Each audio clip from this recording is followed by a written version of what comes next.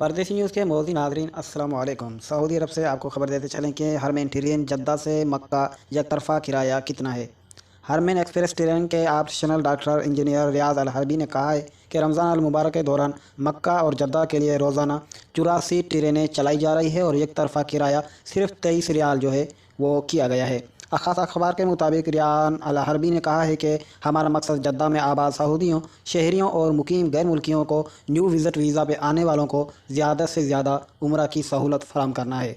अल हरबी ने तवज्जो दिलाई है कि जद्दा के अल सलेमानिया ट्रेन स्टेशन से जद्दा के रायशी हरमैन एक्सप्रेस ट्रेन के ज़रिए मक्का जा सकते हैं। सहूलत ये होगी कि मक्का पहुँचने के बाद रेलवे स्टेशन से मस्जिद हराम तक उम्रा ज़ायरीन को बस सर्विस मुहैया होगी। याद रहे कि मदीना मुनव्वरा से मक्का मुकरमा आने जाने के लिए ट्रेनों की तादाद में ज़रूरत पड़ने पर इजाफा किया जा सकता है। तमाम रेलवे स्टेशनों पर उमरान ज़ायरीन के लिए ख़ास इंतजाम किए गए हैं।